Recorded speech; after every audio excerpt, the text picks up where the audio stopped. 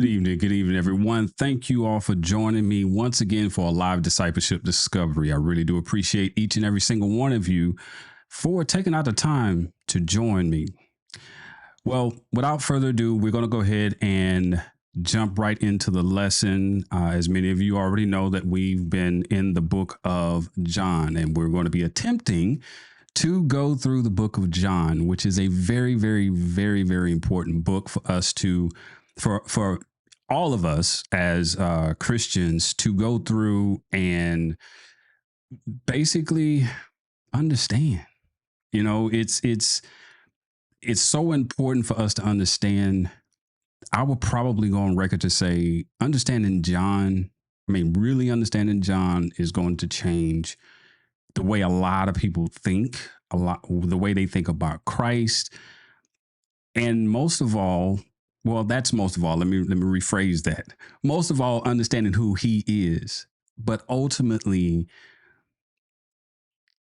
because of that, it's going to change how we walk.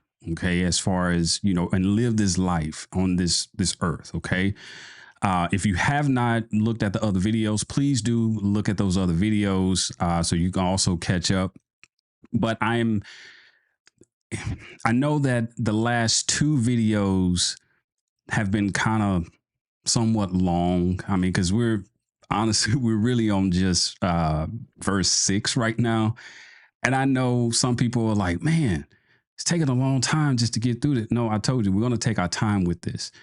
And these first 14 I wouldn't say 14, first 18 verses, I'm going to consider the first 18 verses to be so important for us to understand, to the point that if we don't understand this, we won't understand the rest of John.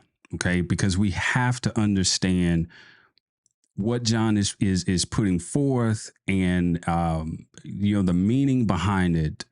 We're breaking it apart so we can clearly understand what it is that should be understood. Okay, and as I told you before, we're not going to over spiritualize things, and these studies are not to motivate personal selfish gain in any kind of way. This is about him. This is not about us. This is about him. And then once we get to know him, fall in love with him, that's going to change us. Okay, so that's the reason why we're taking our time with this. Now I'm going to attempt to finish the prologue. Like I said, I'm going to attempt, but I do have something at the end of this lesson, or towards the end of this lesson, that I would say it'll be worth waiting for. Okay, so get your Bibles ready, get your notes, your pen, paper, all that good stuff, so we can jump right into it. All right. So we're going to jump into John, the first chapter, and we're going to get to verse 6. Because we stopped on verse 5 last night. So let me go ahead and share my screen real quick. All right. It says, there came a man sent from God whose name was John. He came as a witness, and I'm going to go down to verse 9. Okay. Verse 7, it says, he came as a witness to testify about the light so that all might believe through him. He was not the light, but he came to testify about the light. There was the true light, which coming into the world enlightens every man. All right, so now let's go back to verse 6. And I want to point out some things, and we're going to kind of move a little quick, okay? The very first thing I want to point out is where it mentions came a man sent from God. Now, this refers to John the Baptist, just in case you didn't know. For those of you that don't know who it's talking about, the John that's mentioned here is not the John that wrote this gospel, okay? This is specifically talking about John the Baptist, okay? Now, this is actually a prophecy as far as John coming onto the scene, and we can actually find that in Malachi 3:1. So let me go ahead and turn there. 3:1. not 3:0. Okay. 3:1, it says, "Behold, I am going to send my messenger, and he will clear the way before me, and the Lord whom you seek will suddenly come to his temple, and the messenger of the covenant in whom you delight, behold, he is coming, yes, the Lord of hosts. But who can endure the day of the coming?" Well, actually, we're supposed to stop at verse 1. I'm sorry, I got distracted as far as my phone is concerned. But anyway, Malachi, as we see here, it is prophesying, or God is saying that he is going to send a messenger before him. Now, many times people will say, well, Jesus can't be God. He's just a man. Well, this is God, Yahweh, the Father, who is saying that he is going to send a messenger before himself. Okay. Now let's go back to I want to go back to where we were. Let's go back to verse 6. Now, we know even more so that this is talking about John the Baptist, because Jesus himself says the exact same thing, or he clarifies this in Matthew 11:19 and also Luke 7:27. So when you get a chance, you're more than welcome to go and look at that. John the Baptist is also identifies himself as being that person, which we'll see this a little bit later in verse 23. Now, there's some other passages that also mentions this and confirms, yes, that John is that person or that messenger that God himself said he was going to send to clear the path, if you will. All right. And some of those other places are Mark, the first chapter, Mark, the first chapter, the second verse, but then also Luke's 1:17, Luke 1:76, and also Malachi 4:5. That one, I would suggest that you go and take a look at that. Now, what I want to do is I want to bring your attention to, and actually, let me bring this up. I don't know why I took that off. Where it says, "There came a man sent from God." Now, I want you to take notice. Now, keep in mind what was mentioned before in the previous lessons when we were talking about when it mentions the word was God and so forth, meaning he's eternal. Now you can go back and he always existed, but you can go back and look at the other videos to get the understanding of that. But I want you to notice how John is also doing a comparing contrast or contrasting to what he mentioned about Jesus. Here he clearly states that a man came, okay, meaning came into being, okay, whereas that Jesus has always existed, okay. Now let's continue on. One of the things, and then this is in verse 7, where it mentions he came as a witness to testify about the light, so that all might believe through him.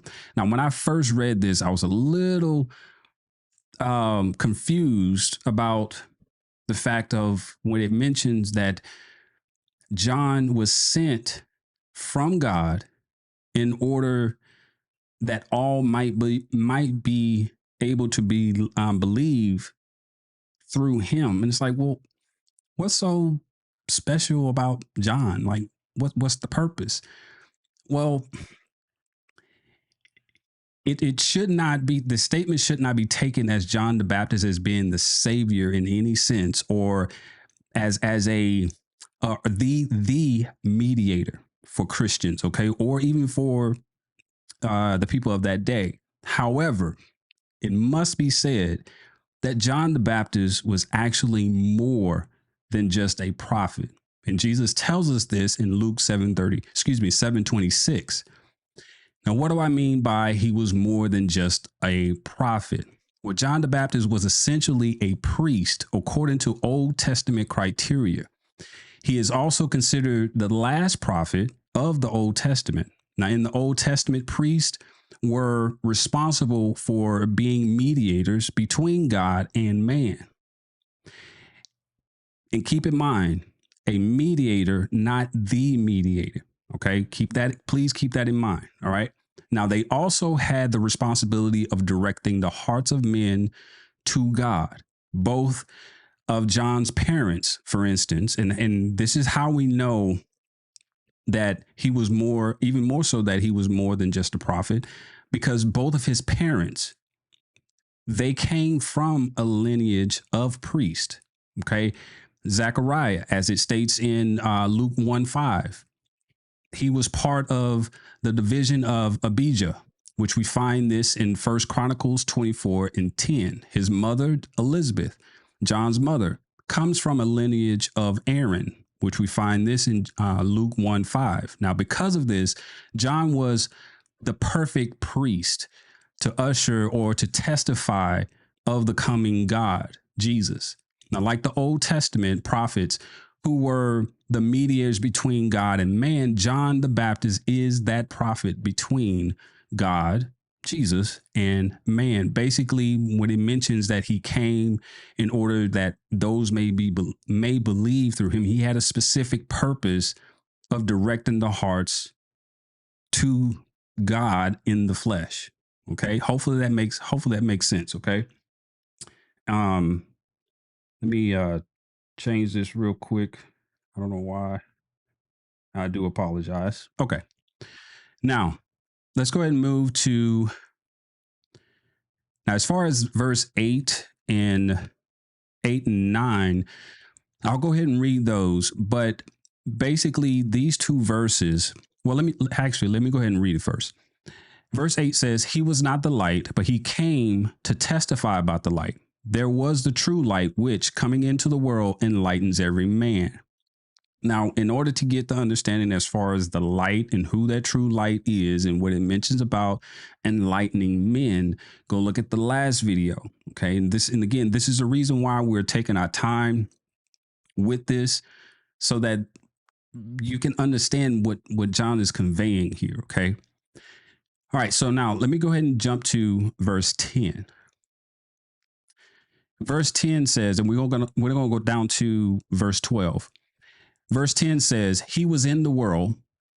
This is Jesus. "He was in the world, and the world was made through him."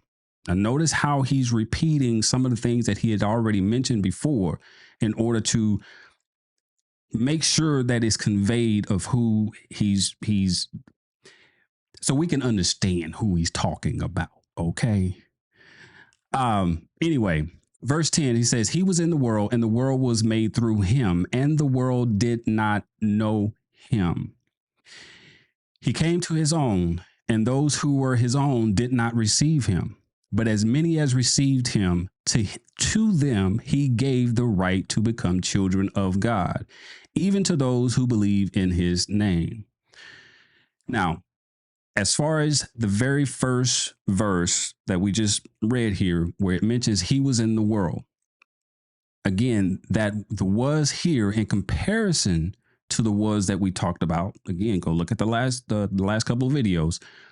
This "was" here is, yes, in a past tense, signifying the years that Jesus walked the earth. Okay, physically walked the earth. Okay, don't get it twisted as far as, how can I put this? God has always been here, but here John is saying he was in the world, meaning out of eternity, there was a point in time that he came here for a certain period of time for us to for those at that day to experience God in the flesh. Okay, so just want to make sure that that is clear. Now, keep in mind that during this time, his creation was able to talk, touch, and also experience the creator face to face. And yet, like it says, they did not recognize him. Moving on to the next part of this particular verse, where it mentions, "And the world was made through him." Now, a reminder to them and to us today that we owe our very existence to Jesus. He keeps driving this exact same thing home, that he is, in fact, the creator.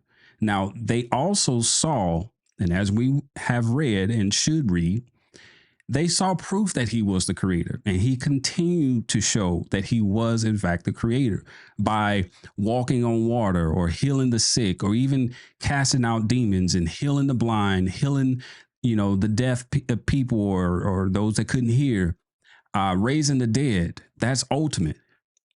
Who else can do that but God himself? Also controlling the elements of this world, such as calming the raging sea, and most of all, forgiving sins, multiplying food, and also controlling the weather itself. Now, this is the very reason why we should not appropriate or interpret the miracles of Jesus with personal means, meaning we should not interpret the miracles in such a way as to apply them to our particular lives. Okay. The miracles were to show and to emphasize that Jesus was God in the flesh and that he had authority over all things created. If you look back, as a matter of fact, let me show this real quick, where John mentions here at the top in verse 3, where he says, all things came into being through him. You see the pattern of John coming back, reiterating just in a different way, but making the exact same point. Look, this is who I'm about to talk about. This is who I'm going to let you know of what I experienced, what we all experienced, and that he was not just a man. Okay. Now let's go back into where we were. Okay.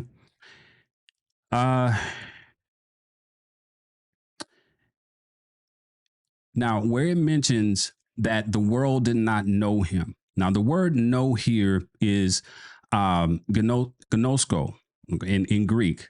Now, it does not mean to know intellectually, but it means to know intimately in the sense of for instance, like a relationship. Now, we need to know Jesus intimately, not just intellectually. Now, you've always heard me say to constantly read your Bible. Okay. It's good to read the Bible in order to get knowledge and to get academic knowledge. Okay. That's perfectly fine, but it needs to transition from academic to an actual relationship and for you to get to know who he is. Now here, Israel, they knew him as someone who did miracles, who fed them, or know him as a good teacher, but not as the Messiah, the creator. Okay. They didn't really know him in that sense. They didn't know him intimately. Now, and to kind of drive that a little bit home, I want you to imagine something, especially if you are a parent. I want you to imagine coming home, being away for some time. Okay. Not to say that God has been gone. He's always been here. Okay. But just imagine you go out of town for some time and you come home and your kids don't recognize you. Just let that sink in a little bit of how that can potentially make the creator feel. To go to great lengths to come as his own, only for them not to even recognize him. All right. So now let's jump to verse 11.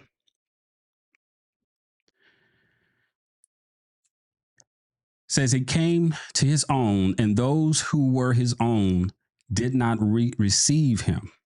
Now, notice it says earlier that they didn't know him. Now he's saying they didn't receive him. Now, the word own is used twice here to imply Jesus came to Israel because he was a Jew. He came to his immediate area, if you will, of where, he was born, who were entrusted originally with the oracles of God.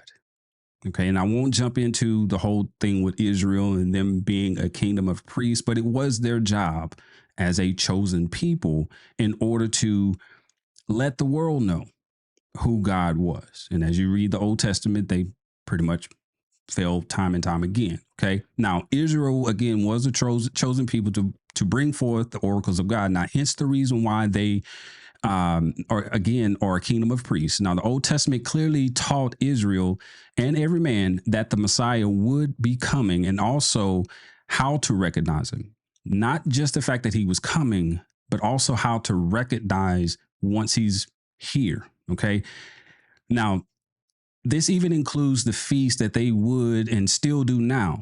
If you look at the Passover feast, in the feast that they have, it was in preparation for the coming Messiah, but then also his second coming. Even today, the things that they're doing, they're basically practicing in for that coming. Okay, they knew and they should have known, and Jesus makes that very very clear. I believe it's in Luke where he basically says that you should have known that I was coming.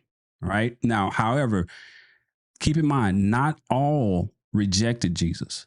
Not every single one of them, but for the most part, a lot of them did reject Jesus.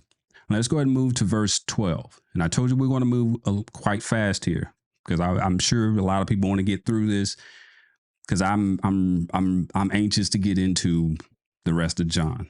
If you haven't noticed already, anyway. Verse 12, but as many as received him, as I mentioned to you before, there were some who received him at that time. To them he gave the right to become children of God, even to those who believe in his name. Now, the word gave here implies the gift of grace. Because when you look at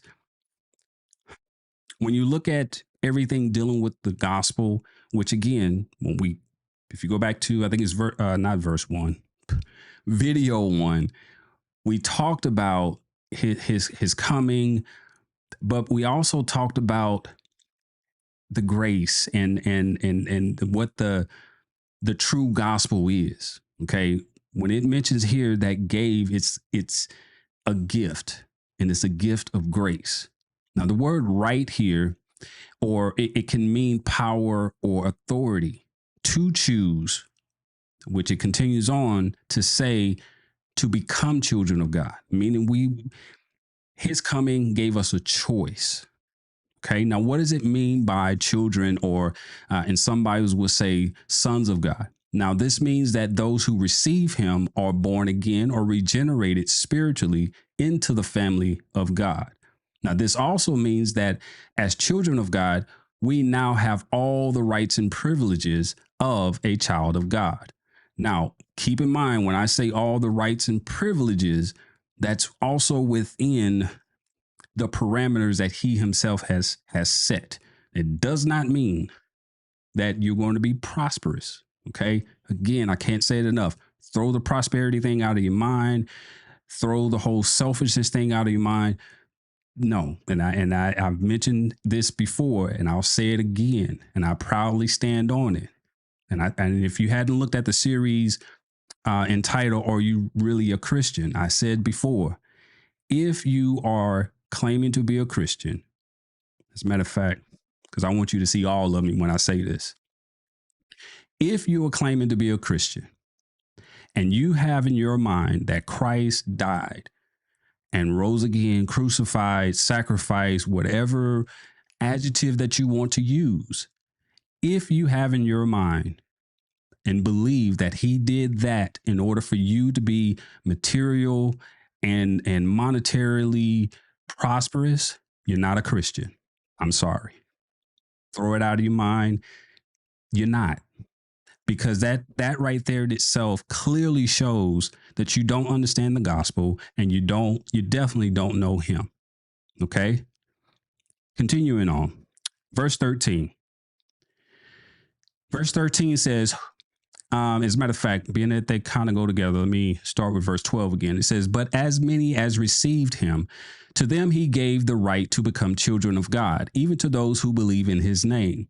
Verse 13, who were born not of blood, nor of the will of the flesh, nor of the will of man, but of God. Now, since God is spirit, we must be regenerated or reborn spiritually. We see this even more so in John, the 3rd chapter, verse 3, where Jesus basically is talking to Nicodemus, and he's letting him know that you have to be regenerated spiritually. Now, being regenerated is not a physical transformation, but a spiritual transformation that takes place first on the inside, and then outwardly, what is being changed can be seen. Okay. Hopefully that makes sense. Now, spiritual transformation is a must, since again, we know that flesh and blood cannot inherit the kingdom of God, which we see this in 1 Corinthians 15:50. So as a matter of fact, let me go ahead and turn to that real quick. Because again, I don't want to just say something without actually showing it to you. And hopefully I can type here. Okay. Paul clearly tells us, now I say this, brethren, that flesh and blood cannot inherit the kingdom of God, nor does the perishable inherit the imperishable. Meaning, if you're not regenerated, you're not inheriting the kingdom of God. Okay. And then again, this is the reason why I said it's important for us to go through this before we move on to other things as far as John is concerned. All right. So now let me go ahead and go back, and we're going to go to verse 14. All right. Verse 14 says, and the word became flesh. Now, this is where it gets good. As a matter of fact, let me drink some coffee. All right. Verse 14, it says, and the word became flesh and dwelt among us. And we saw his glory, glory as of the holy begotten from the Father, full of grace and truth. Now, John, up to this point, in the eyes of even like the Greeks or even the Jews, he was writing something that they could not comprehend. Okay, you have to really, and I won't go into the whole history thing as far as, the Greeks and also, Jews and Israel and stuff like that. But this notion of him saying the word became flesh, they couldn't wrap their heads around it. Okay. And then too, the Greeks had a very low view of the God of Israel. Okay. Now the Greek gods, such as, for instance, like Zeus or Hermes, they were simply supermen, if you will, in comparison to the one true God. Okay. They were kind of expecting Jesus to come on the scene and it'd be kind of like the clearing of the temple type of thing. That's what they were expecting the Messiah to be when he showed up on the scene, to just come through and start clearing stuff. Now, don't get it twisted. He came here at that time, 2,000 years ago. But again, don't fool yourself into thinking that Jesus is a wimp, or he's soft, or he's passive. If you think that, please, please, please go and read Revelation. Okay. The God I serve is a warrior, and you should think the exact same way. All right. He came here with a purpose, he accomplished it, and he's coming back for those who accept it. Okay. Now, getting back to the point, John makes this point again as far as the word becoming flesh by stating, yes, the word became flesh. Now, imagine for a moment a spoken word becoming flesh. Just imagine words being a person, being, just try to wrap your head around a word being physical. Let me start with that. Let's not even talk about flesh. Just think about a word being something physical. That's only something that God can do. Again, let me jump back on to the Jews for a minute.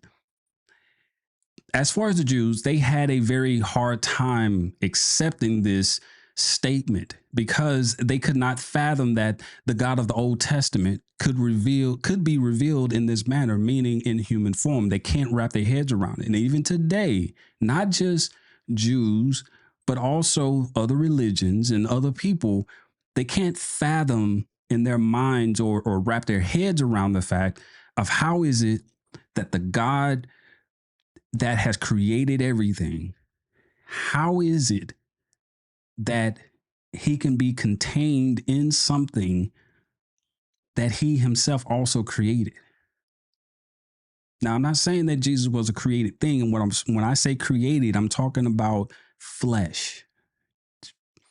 Just think about that, okay? Just let your mind, mm, just think about that for a second, okay? But not right now. Let's continue on with the lesson. All right. Now, to the Jews, in their mindset, John was stating that God became weak due to referring to human flesh, because that was the mindset, is that this flesh is weak. Okay. And to say that God has become flesh, it's kind of like associating him to weakness.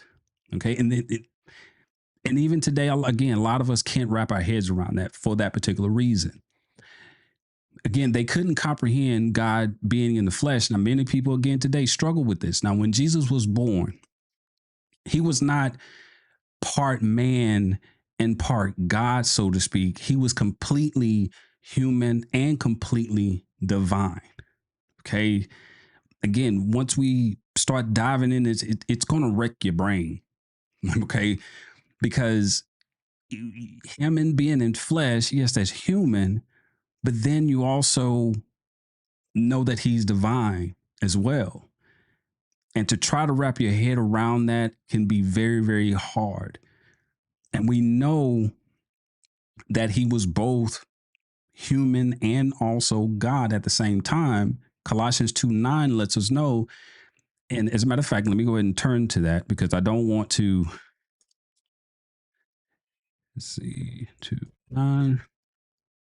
Ah,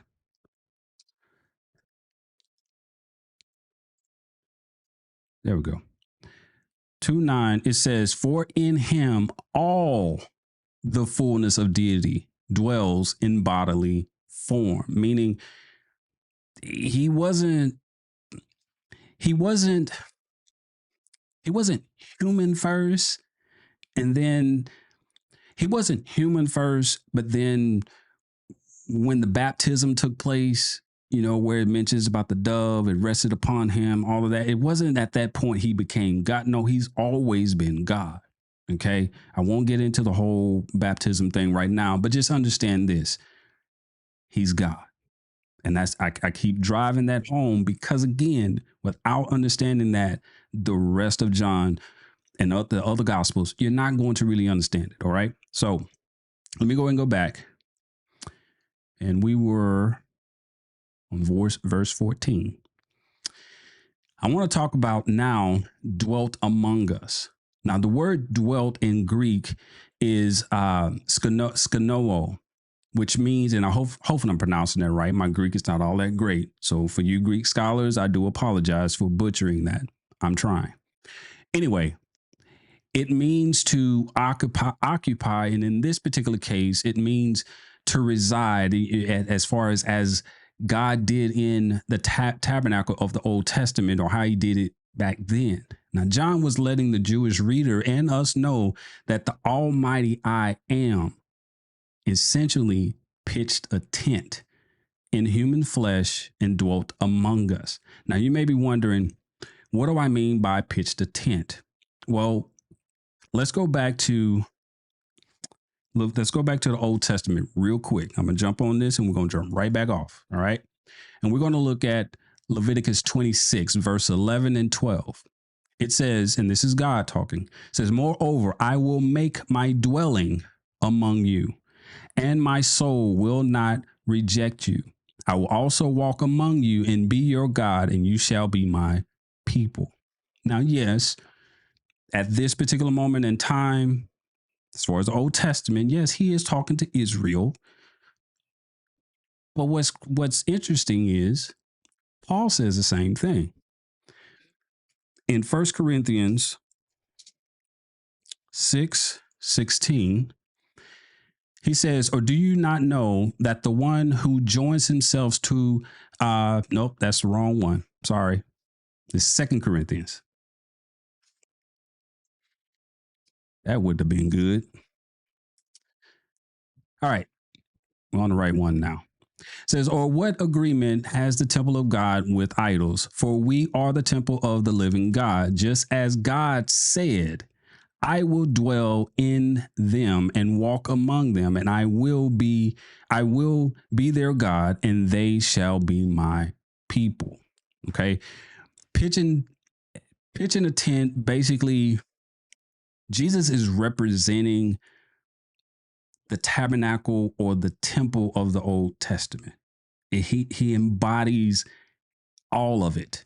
When you carefully read the Gospels, you can pretty much take the Old Testament and what takes place, what God says, all those different things, and you read the Gospels.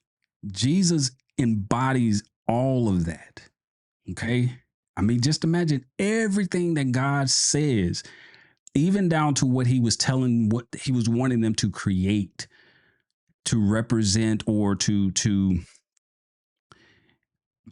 with expectation for him, like how the temple or the tabernacle should be built, or how it's made, the colors, all those different things. It, mm, I'm trying not to get too excited, right? Because I when you this book is amazing. Okay, God is amazing. Going back to what I said before about just imagining a word becoming physical. Okay, just think about that. A word becoming physical, a word becoming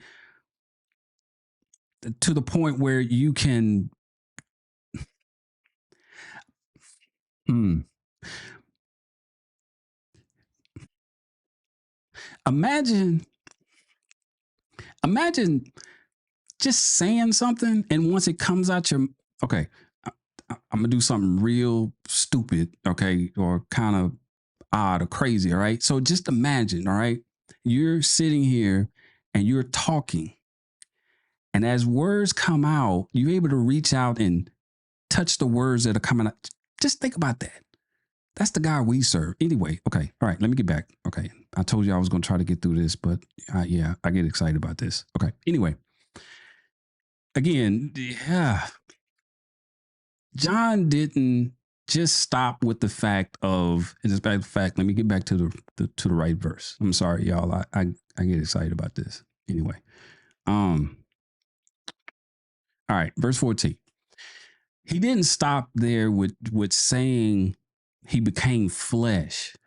Now I want you to take notice. He says on one end he became flesh, but then he continues on and he says and dwelt among us, meaning signifying the flesh. Yes, dwelling among us. But he goes a step further. He says, and we saw his glory. The mention of God's glory should have caused the Jews to remember the revelation of God's glory in Exodus, by the Red Sea and Mount Sinai and in the tent of meeting and so forth and so on. Now, to us, the reader, this should also ring a bell to us. John was one of the men who accompanied Jesus at the Mount of Transfiguration. Okay. And this is found in Matthew 17:2. When you get a chance, go and read about the Transfiguration. But again, it tells us that Jesus's face shone like the sun and his garments became white as light. I mean, how else can you hmm, how else can you explain that? I mean, just think. Jesus did everything he could possible to say, "Hey, it's me."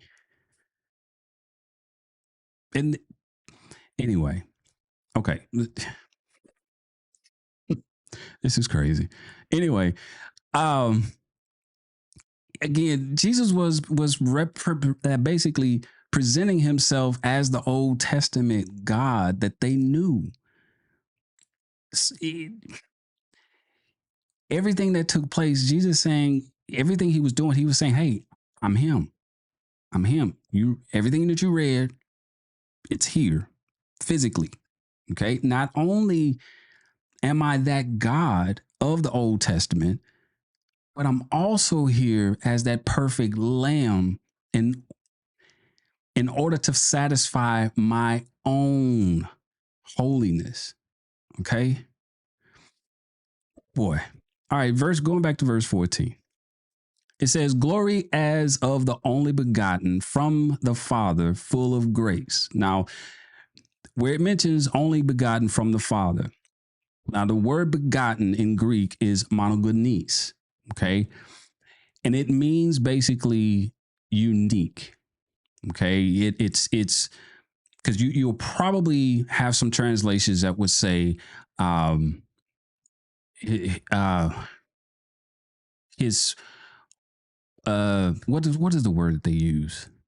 I forgot which translation and how they translate it, but it kind of makes it seem as though, or they word it in such a way that it separates Jesus from being God in a sense. Okay. But when it mentions his unique son or only begotten son, now again, it does is it when it says begotten, it's not meaning created. Jesus was not created.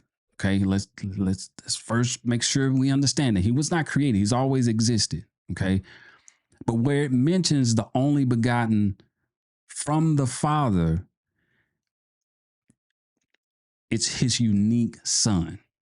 Because if you look at earlier, as a matter of fact, let's go back a little bit where it mentions, where it says, become children of God, where it mentions the fact of children of God, and then you have only begotten son. Jesus was unique, so unique. Ah, boy.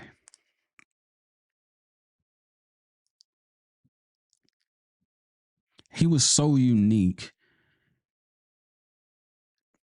that even today, even something that has been written 2000 plus years ago, from all the way back 2000 plus years ago. And I'm not talking about just from the cross. I'm talking about the Old Testament, everything. Jesus is so unique.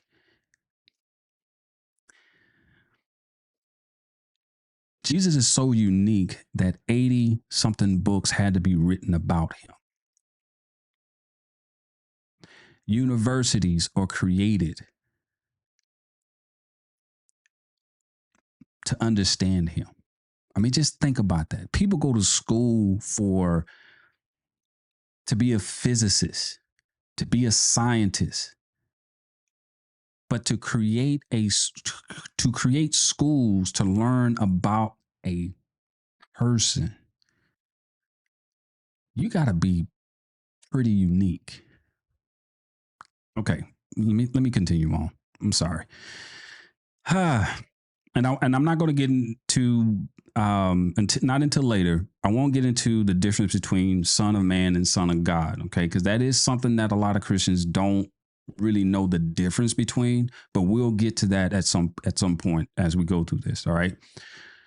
All right. So the last part of this verse where it mentions full of grace and truth. Now, full in Greek is pleres, and it means complete or covered over.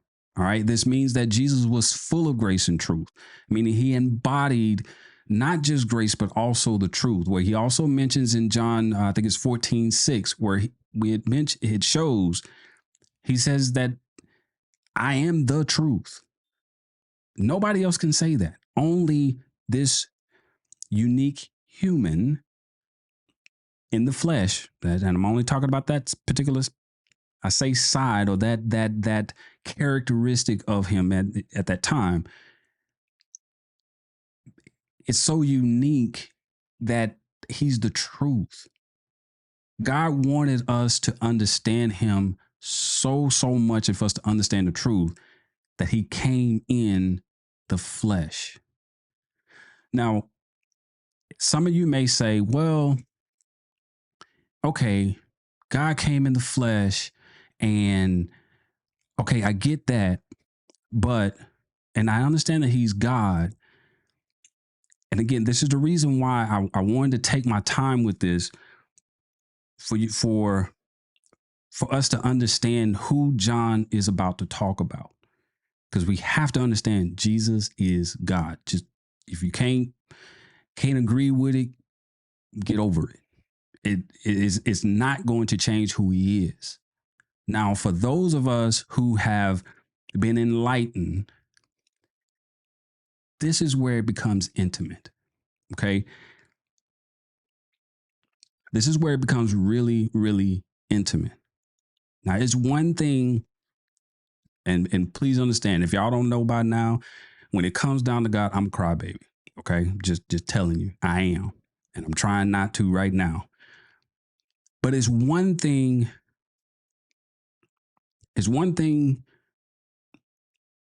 to marinate on the fact that God came in the flesh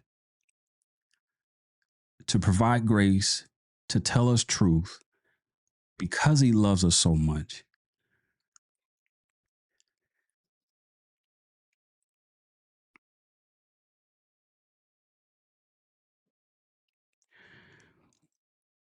But he makes an effort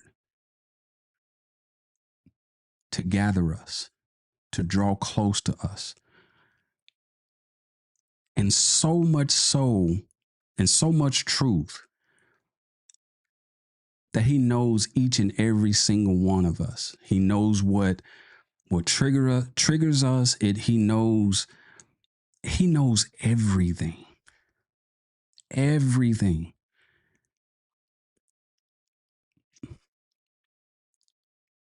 But to put it in a little bit more perspective, I say it's a short clip, but it's a clip from a series called The Chosen. Now, if you haven't seen it, I don't know if I would recommend it, but at the same time, recommend it, but also have an understanding of read the Gospels first and then go watch The Chosen. All right. Now, when I started watching it, there's a particular clip, and I'm just going to tell you, when I saw this clip, I burst in tears and cried like a little boy. I became a child again. And as my aunt would say, my water broke again. As a matter of fact, instead of me talking about it, let me go ahead and show you this clip. It's almost 3 minutes long, but please take it in and you'll know what part I'm talking about. And as you look at this, I want you to remember or reflect on the fact of me driving home. And I say me, but the scriptures driving home that God became flesh. Okay. And why it is important to get that understanding. Okay. So let me go ahead and play this real quick. I don't know what else I can do to help you. Give me that. Lots of it. That's not going to solve your problems. It's meant to distract from No them. more preaching. Just give it to me. Lilith, please listen to what I'm saying. Please.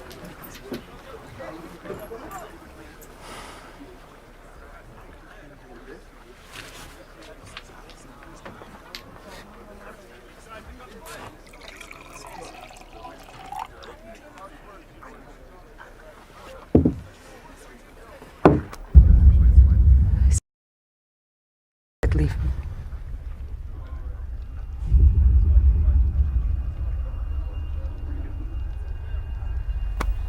It's not for you. Don't touch me.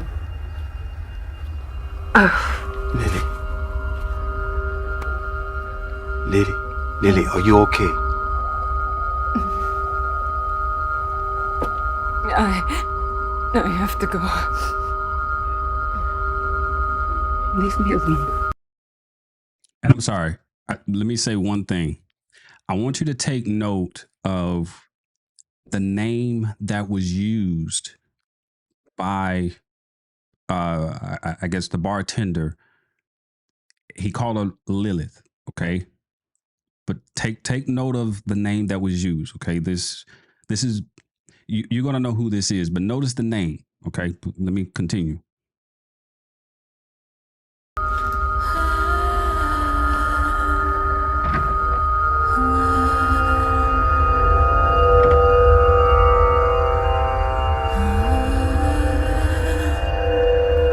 Leave me alone.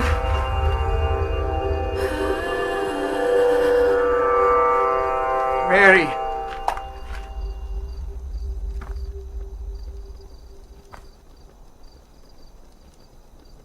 Mary of Magdala.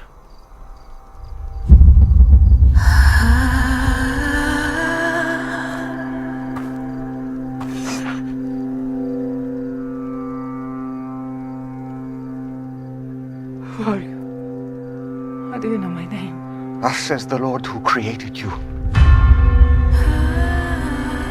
and he who formed you.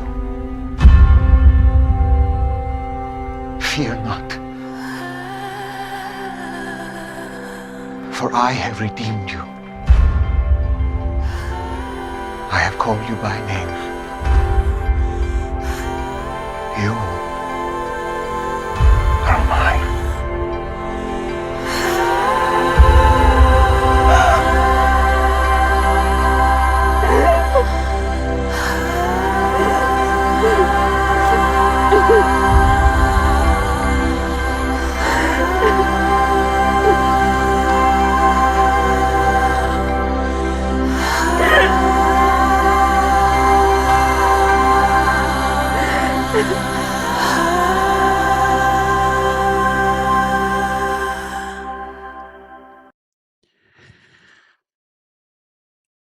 Just think for a moment.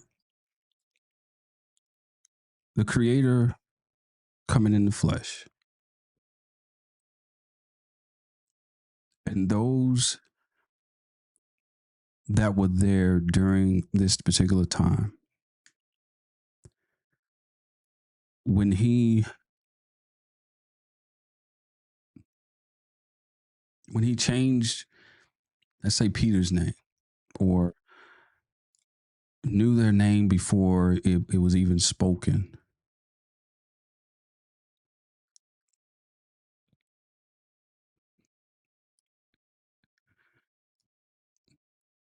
God knows you.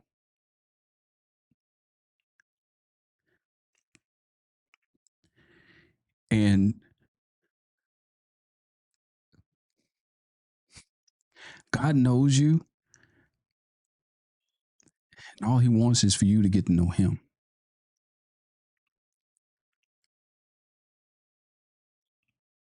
And he loves us so much. And keep in mind, when I say he loves us so much, because we tend to take God's love and run with it, and again think that he's a pushover, and by no means is he a pushover. He does love us. Also keep in mind, he is not going to change for anybody.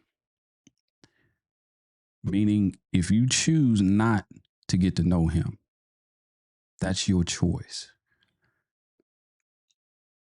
Love is a choice. Love gives a choice. And there's no greater story in human history than the story of Christ. No other story, no other movie, no other, nothing. The Bible itself is such a great book.